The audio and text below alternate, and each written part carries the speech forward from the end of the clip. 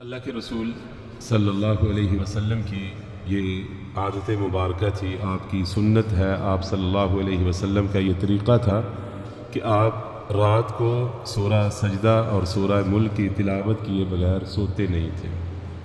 اور اسی طرح آپ صلی اللہ علیہ وسلم کی یہ بھی سنت ہے کہ آپ ہر جمعے کی فجر میں سورہ السجدہ اس کی تلاوت کرتے تھے۔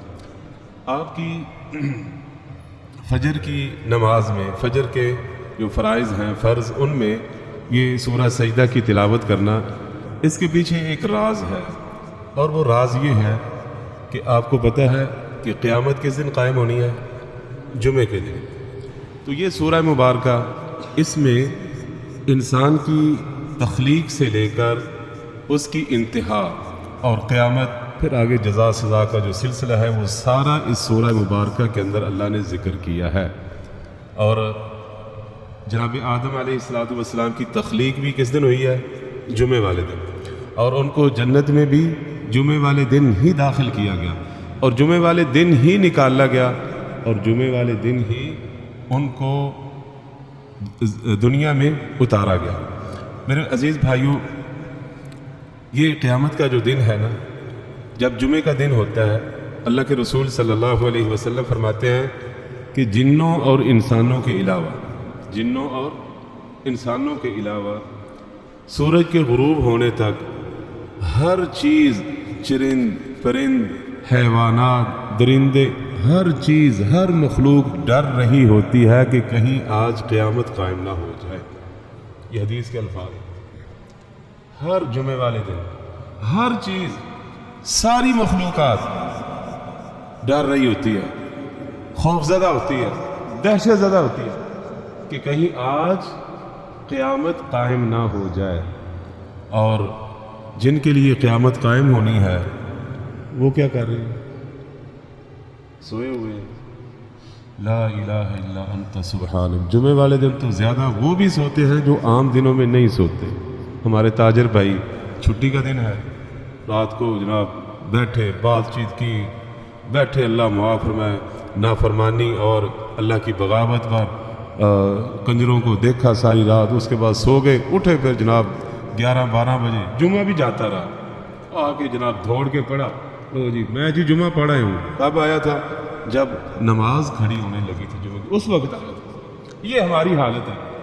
تو اللہ کے رسول صلی اللہ علیہ وسلم ہر جمعے والے دن فجر کی نماز میں آپ صلی اللہ علیہ وسلم اس سورہ مبارکہ کی تلاوت فرماتے تھے۔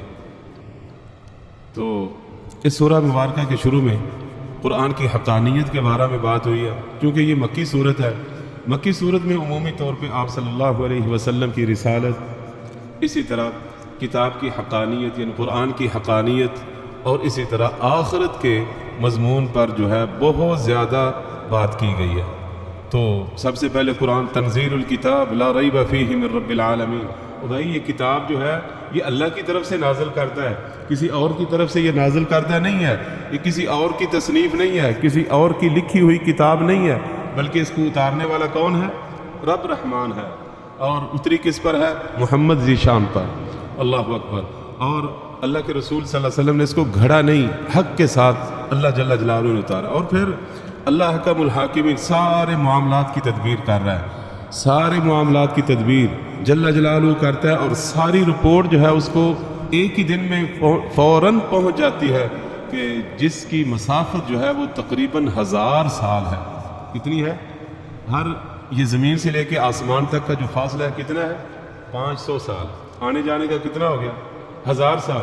تو 1000 سال کی مسافت، اللہ زمین پر آتے ہیں فرشتے اور اوپر چلے جاتے ہیں، اور وہ لمحوں میں چلے جاتے ہیں، واپس چلے جاتے ہیں۔ ان کے لیے کوئی لمبا چوڑا جو ہے وہ سلسلہ نہیں طے کرنا پڑتا، اللہ تعالیٰ کی مخلوقات ہے۔ تو 1000 سال کی مسافت کا جو سلسلہ ہوتا ہے، روزانہ دن کے اعمال جو ہیں وہ شام کو پہنچ رہے ہیں، اور شام کے اعمال کب پہنچ رہے ہیں؟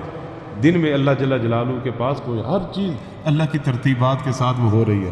آگے اللہ نے فرمایا انسان کی ہم نے تخلیق کی، اور فرمایا ثم سواہ، اس کو ہم نے درست بنایا، خوبصورت بنایا۔ دوسرے مقام پہ ہے لقد خلقنا الانسان فی احسن تقویم، خوبصورت صافت میں اللہ نے انسان کو پیدا فرمایا، اس میں روح پھونکی ہے، اور پھر اس کو انسان بنایا. آگے پھر سلسلہ توالد اور تناسل جو ہے اس کا نطفے سے اللہ جل جلالہ نے یہ جاری فرما دیا. تو فرمایا پھر ایک وقت آتا ہے کہ اسے موت آ جاتی ہے. پھر مرنے کے بعد اللہ جل جلالہ دوبارہ اٹھائے گا.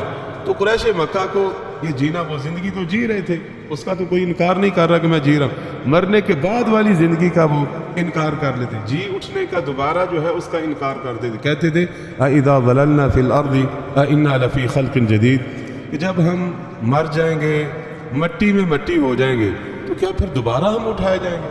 اللہ کہتے ہیں ظالم اللہ کی ملاقات کا انکار کر رہے ہیں. انہیں کہہ دیں یتوفاکم ملک الموت، تمہیں ملک الموت جو ہے وہ فوت کرے گا، تمہاری روح کو قبض کرے گا. ثم الی ربکم ترجعون، پھر اللہ کی طرف لوٹ کر جانا ہی جانا ہے.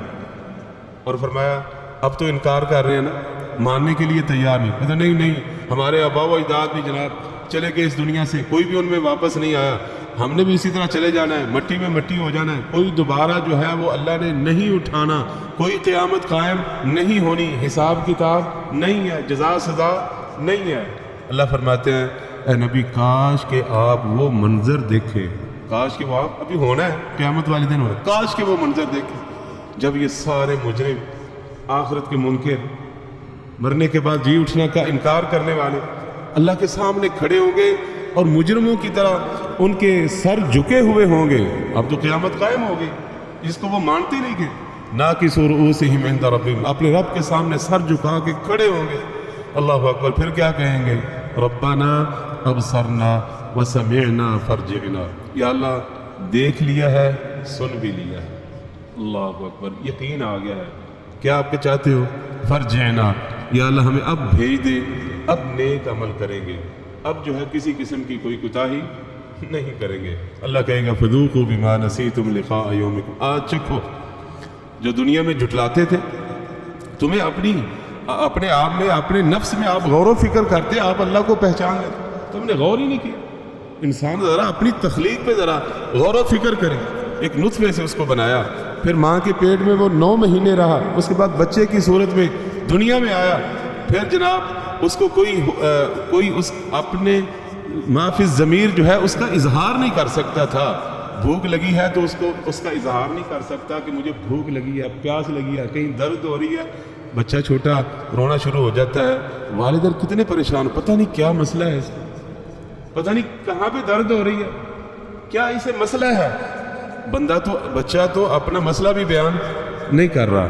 پھر تھوڑا سا آگے بڑھا، پھر جناب بچپنا شروع ہو جاتا ہے، پھر اس کے بعد جناب جوانی میں جاتا ہے. پھر کہتا ہے لو میرے جیسا کون ہے، میں ہی تو ہوں اس دنیا میں، سب میں ہی تو ہوں، اور کون ہے. وہ بندے کو بندہ نہیں سمجھتا. پھر اس کے بعد پھر بڑھاپا ہے، بڑھاپے کے بعد پھر موت ہے. بہت سارے پہلے ہی پکڑے جاتے ہیں. تو اللہ فرماتے ہیں چکھو، دنیا میں تو مانتے نہیں تھے. اللہ اکبر.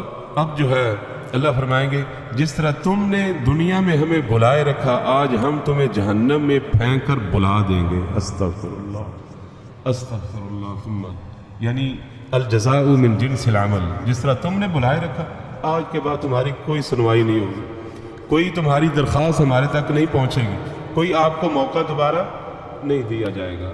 آگے اللہ نے فرمایا ان کے برعکس جو مومن ہوتے ہیں، اللہ پر جن کا ایمان ہوتا ہے، آخرت پر جن کا ایمان ہوتا ہے، جب ان پر ہماری آیات پڑھی جاتی ہیں تو وہ روتے ہوئے سجدے میں گر پڑتے ہیں اور وہ کبھی بھی تکبر نہیں کرتے. تتجافى جنوبهم عن المضاجع.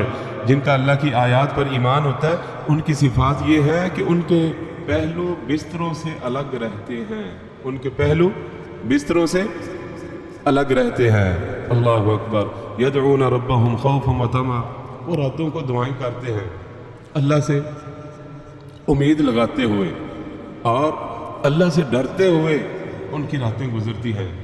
ایک بدو دیہاتی آیا اللہ کے رسول صلی اللہ علیہ وسلم کے پاس تو کہنے لگا اے اللہ کے رسول، مجھے تو پتہ نہیں معاذ کیا پڑھتا ہے اور آپ کیا پڑھتے ہیں نماز میں. تو آپ نے فرمایا آپ کیا پڑھتے ہو؟ کہتا میں تو یہ کہتا ہوں یا اللہ مجھے جنت دے دے اور جہنم سے بچا لے، جنت دے دے اور جہنم سے بچا لے. تو آپ صلی اللہ علیہ وسلم نے فرمایا میں اور معاذ بھی تو یہی کچھ اللہ سے مانگتے ہیں کہ جنت دے دے اور جہنم سے محفوظ فرما لے. یدعون ربہم خوفا وطمعا. راتیں گزرتی ہیں فضول لہو و لعب کے اندر، راتیں نہیں گزرتی فضولیات میں ان کی راتیں نہیں. اللہ کرے نوجوانوں کو سمجھ لگ جائے، وہ امت کی تقدیر بدل دے. اللہ کرے نوجوان آج کے کھڑے ہو جائیں، قرآن کے ساتھ جڑ جائیں. قرآن کا پیغام کیا ہے کہ سمجھیں بھی اور لوگوں کو بھی سمجھائیں. واللہ آج ضرورت اس بات کی ہے. آج واللہ ہم پر دوہری ذمہ داریاں ہیں، اپنی بھی ذمہ داریاں ہیں اور پوری جو دنیا ہے ان کی ذمہ داریاں بھی ہمارے کندھوں پر. پتہ ہے نا، ہم امت خیر امت ہیں. ہم اللہ کے فضل سے وہ امت ہے جنہوں نے لوگوں کو دعوت دینی ہے. ہم نے لوگوں کو جہنم سے بچانا ہے. آپ صلی اللہ علیہ وسلم کی تڑپ کے بارے میں آپ نے سنا ہے کہ لوگ ایمان نہیں لاتے تھے، آپ ان کے ایمان نہ لانے کے غم میں آپ کی یہ کیفیت ہوتی تھی جس طرح اپنے آپ کو ہلاک کر دیں گے. کیا مجھے اور آپ کو کبھی فکر ہوئی ہے؟ اپنی فکر میں پہلے کر لوں اور اس کے بعد میں لوگوں کی فکر کروں. یہودی، عیسائی، بدھ مت، ہندو، سکھ، پارسی، مجوسی بیٹھے ہوئے ہیں، ان تک اللہ کا پیغام کس نے پہنچانا تھا؟ مسلمان آپس میں شروع ہوئی، وہ جی حیاتی، وہ جی مماتی، وہ جی اہل بیت، وہ جی صحابہ کا دشمن، وہ جی ایسے، وہ جی اللہ کے بندوں ڈر جاؤ اللہ سے. زبانوں کو لگام دو، فتنے کو جو ہے نا وہ پھیلاتے ہو، شر پھیلاتے ہو، ڈر نہیں لگتا اللہ سے؟ ہم لوگوں کو دعوت دینی تھی، ہم آپس میں بٹ گئے، آپس میں ہی باتیں. سیدھا سا قرآن ہے، اس کو پڑھو. یہ قرآن کو لے کے وہ کھڑے ہوئے. اور جو لوگ دعوت کا کام کرتے ہیں نا، جو دین کا کام کرتے ہیں، جنہوں نے دنیا میں دین کو پہنچایا، ان کے آپس میں اختلافات نہیں تھے.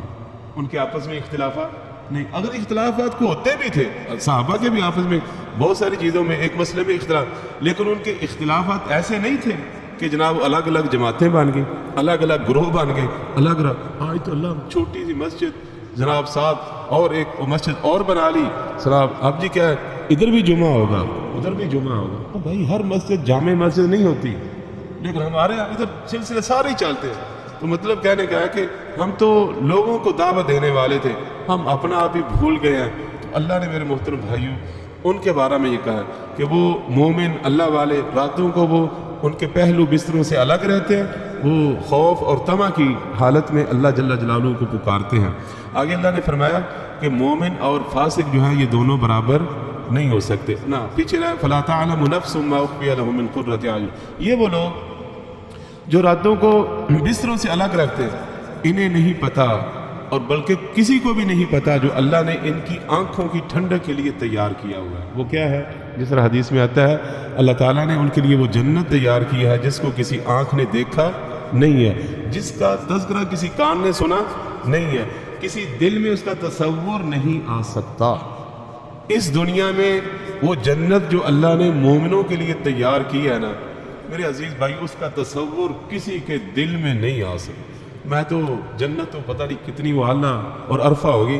میں تو کئی بار حیران ہوتا ہوں، یہ جو آج کل سوشل میڈیا کا دور ہے اور جناب بعض دفعہ ایسے مناظر وہ سوشل میڈیا پہ وہ جناب انہوں نے پھینکے ہوتے ہیں، یقین کریں بندہ دیکھ کے حیران ہو جاتا ہے. اتنی خوبصورت جگہ، اتنی اعلیٰ جناب محلات، اتنی خوبصورت جناب وہ سبزہ ہے اور ساتھ جناب دریا بہہ رہے ہیں، خوبصورت مناظر ہیں کہ بندے کی عقل کیا رہتی ہے، حیران رہ جاتی ہے. اور پھر وہ جنت جو ہے وہ کتنی عالی شان ہوگی.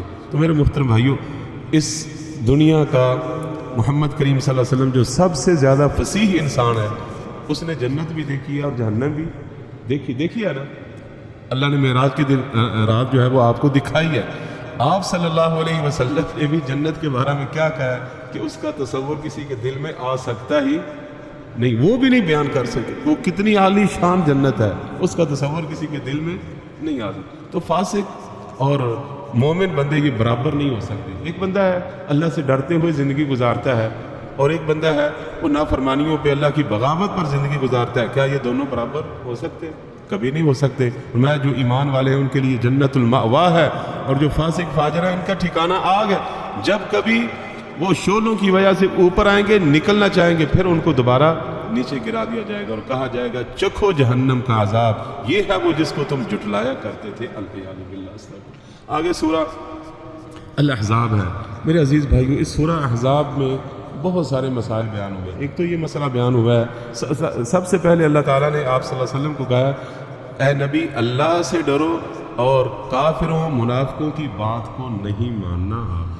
آپ نے اللہ سے ڈرنا ہے، کسی کافر اور منافق کی بات کو نہیں ماننا. اس سے پتہ چلتا ہے کہ اللہ جل جلالہ کے دین میں اللہ جل جلالہ نے جو کوئی بھی حکم نازل فرمایا ہے اس حکم کے ماننے میں کسی کی پرواہ نہیں کرنی چاہیے، کسی کی بات کی بندے کو اس کی طرف توجہ نہیں کرنی چاہیے. منافق، کافر، بے ایمان، اسی طرح فاسق، فاجر، وہ لوگوں کو بہکاتے پھرتے ہیں. نہ کسی کی بات کو، صرف اللہ سے آپ نے ڈرنا. آگے اللہ نے کہا کہ یہ جو عموماً لوگ جو ہے زہار کرتے تھے جاہلیت میں، اپنی بیوی کو یہ کہہ دیتے تھے کہ تو میرے لیے ایسے ہے جس طرح میری ماں ہے. تو میں ان کی مائیں نہیں وہ بن جاتی، مائیں ان کی وہی ہیں جنہوں نے ان کو جنم دیا ہے.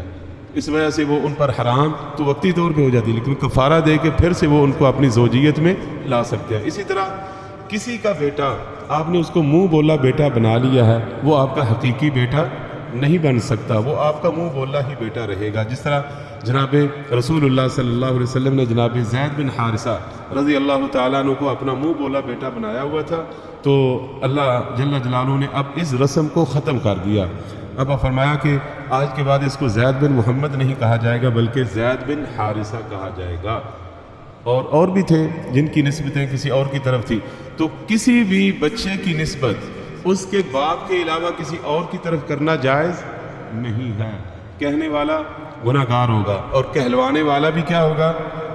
گناہ گار ہوگا. اب ذرا حدیث سنیں. آپ نے فرمایا کہ جو شخص جانتا ہے کہ میرا باپ فلاں ہے، اس کے باوجود وہ اپنی نسبت کسی اور کی طرف کرتا ہے جو اس کا باپ نہیں ہے، تو فرمایا اس شخص پر جنت حرام ہے.